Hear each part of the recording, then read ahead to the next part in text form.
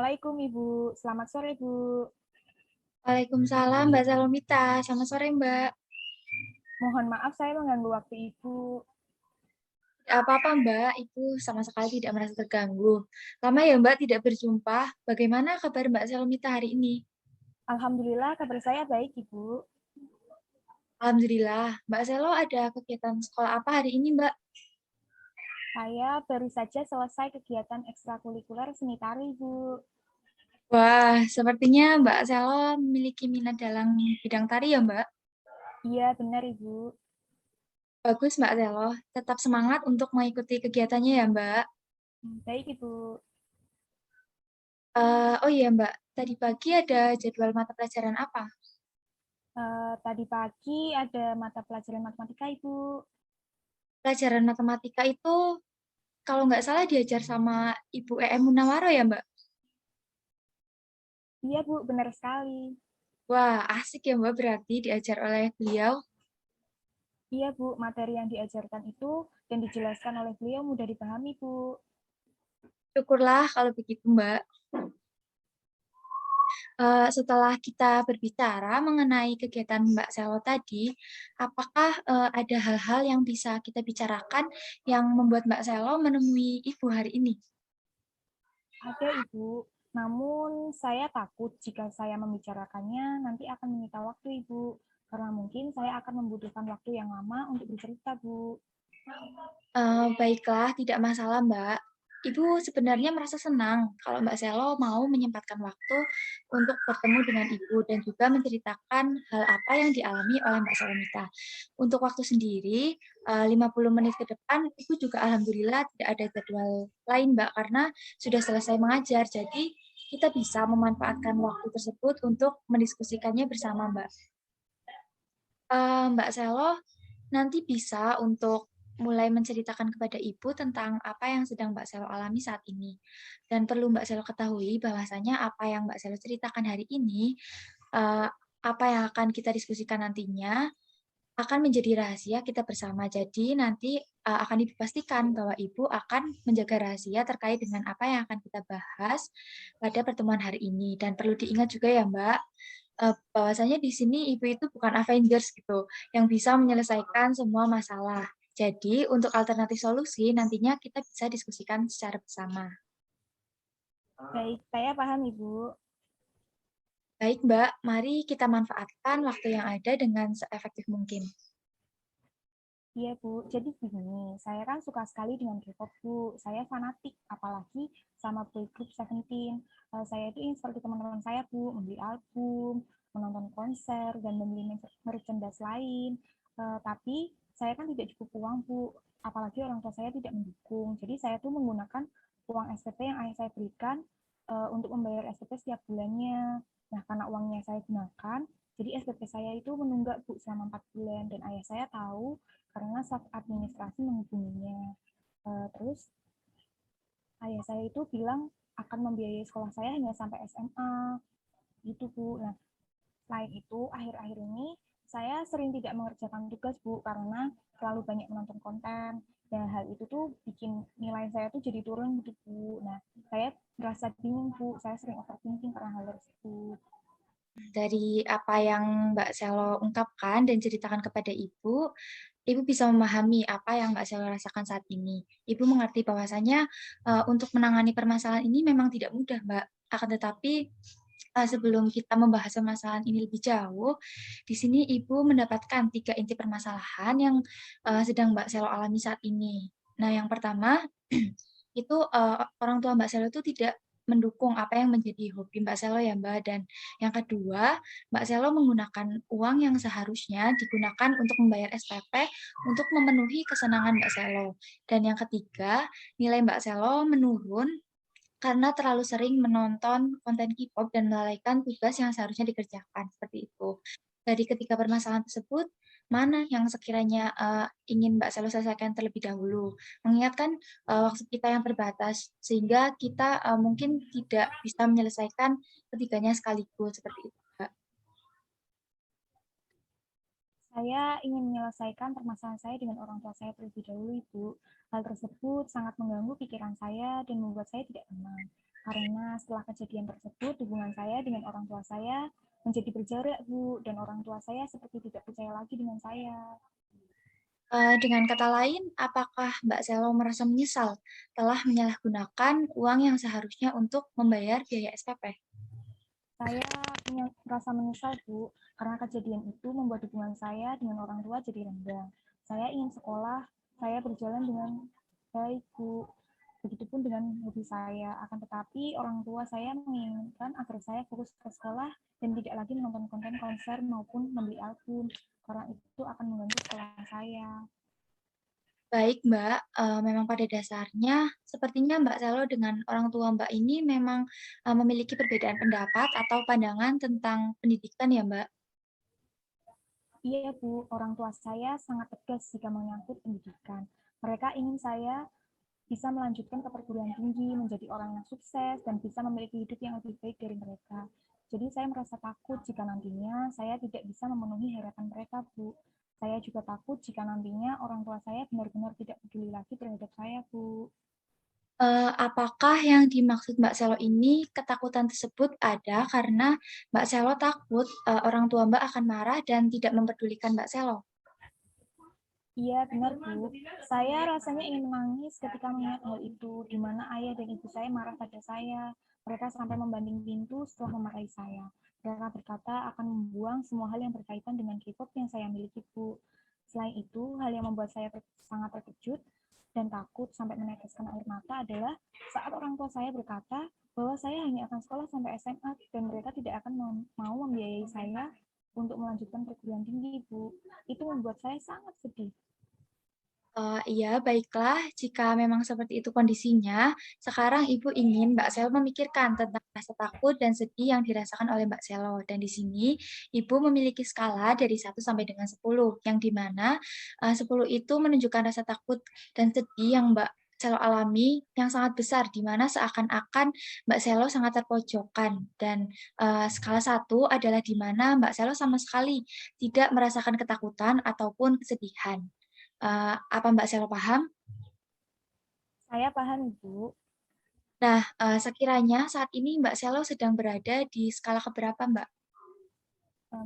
Saya rasa saat ini saya berada di skala 8, Ibu. Baik, jadi, Mbak Selo saat ini berada di skala 8 ya, Mbak. Di skala 8 ini bisa Mbak jelaskan, kembali kepada Ibu bagaimana spesifiknya atau tepatnya perasaan Mbak Selo itu, di skala 8 tersebut? Jadi, saya memilih skala 8 itu karena saat ini saya di posisi yang hampir merasakan takut dan sedih secara bersamaan. Saya sering overthinking dan memikirkan hal-hal yang mungkin tidak seharusnya saya pikirkan. Bahkan terkadang saya sampai sulit tidur, Bu. Hampir setiap hari saya menangis karena teringat bagaimana orang tua saya memarahi saya, Bu. Baik di rumah, saat belajar, ataupun saat pergi bersama teman saya. Itu membuat saya was-was jika satu waktu saya berada di rumah dan saya merasa takut jika tiba-tiba berpapasan dengan orang tua saya, Bu. Jadi Mbak Selo mengatakan bahwa Mbak terus saja memikirkan permasalahan tersebut ya, Mbak. Akan tetapi, apakah memang Mbak Selo benar-benar selalu memikirkan hal tersebut?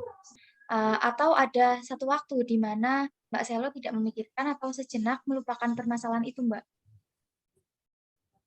Iya, ada Ibu. Kadang ketika saya sedang menonton film atau membaca novel, saya tidak memikirkan permasalahan tersebut, Bu. Baik, bagus Mbak. Jika seperti itu, berarti Mbak Selo memiliki waktu-waktu tertentu di mana Mbak bisa untuk menenangkan diri atau melepaskan diri dari permasalahan dan perasaan takut, serta perasaan sedih yang dialami dan dirasakan oleh Mbak Selo. Seperti itu ya, Mbak? Iya, Bu. Ternyata memang ada satu waktu di mana saya bisa merilekskan diri dan tidak memikirkan permasalahan, Bu. Baiklah, dari pembicaraan kita beberapa menit ini dapat Ibu simpulkan sementara bahwasanya Mbak Selo saat ini sedang dalam kondisi yang kurang baik dan tidak menyenangkan, di mana terdapat 3 permasalahan yang dialami. Yang pertama, hobi Mbak Selo tidak didukung oleh orang tua Mbak Selo. Yang kedua, karena adanya perbedaan pendapat atau pandangan, hal itu membuat orang tua Mbak Selo marah dan terjadi kerenggangan di antara Mbak Selo dengan orang tua Mbak. Dan yang terakhir, nilai Mbak Selo menurun. Iya, Bu. Saya ingin hubungan saya dengan orang tua saya kembali dekat seperti semula. Bagus Mbak Selo jika memang Mbak Selo memiliki harapan seperti itu. Nah, sekiranya apa langkah yang akan Mbak Selo lakukan untuk bisa mencapai atau memenuhi harapan tersebut, Mbak? Ya, mungkin setelah ini saya akan pulang ke rumah dan bertemu dengan kedua orang tua saya, Bu.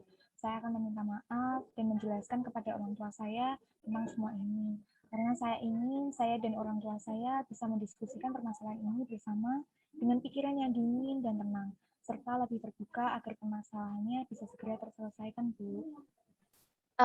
Mendiskusikan permasalahan bersama. Iya, benar, Bu. Karena keluarga kami terbiasa seperti itu. Ketika ada suatu permasalahan, maka saya dan orang tua saya akan mendiskusikannya bersama secara terbuka di ruang keluarga agar permasalahannya jelas dan dapat segera terselesaikan saat itu juga, Bu. Baik, bagus sekali Mbak. Namun, coba Mbak pikirkan kembali, kapan terakhir kali Mbak Selo berbicara atau mendiskusikan suatu permasalahan bersama dengan orang tua Mbak Selo? Sepertinya sekitar 1 atau setengah bulan yang lalu, Bu, setelah kami pulang dari rumah saudara untuk merayakan tahun baru bersama. Saat itu, ayah dan ibu saya memberikan nasihat pada saya agar saya semangat sekolah dan ujian agar bisa melanjutkan ke perguruan tinggi. Namun, setelah adanya permasalahan ini, orang tua saya menjadi diam dan tidak mempedulikan saya, Bu. Ketika berbicara pun, orang tua saya akhir-akhir ini menggunakan nada yang tinggi. Karena orang tua saya sama sekali tidak berkomunikasi dengan saya jadi merasa tidak dianggap dan saya merasa takut jika mereka benar-benar tidak mempedulikan saya. Baiklah Mbak Selo, untuk saat ini begini saja Mbak. Mari sejenak kita berimajinasi. Nah, sekarang mari kita bayangkan bahwasanya saat ini adalah malam hari dan waktunya untuk beristirahat.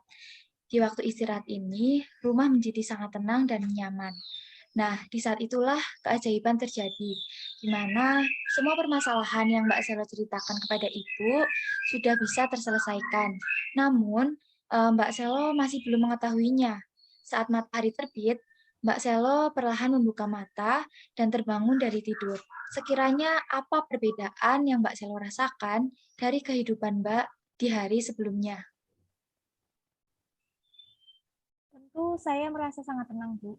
Dan dengan senang hati, saya akan berbagi cerita dengan orang tua saya. Saya akan berbagi cerita tentang bagaimana sekolah saya, apa saja prestasi yang sudah saya raih, meskipun saya memiliki kesenangan menjadi seorang K-popers yang mungkin tidak disenangi oleh orang tua saya.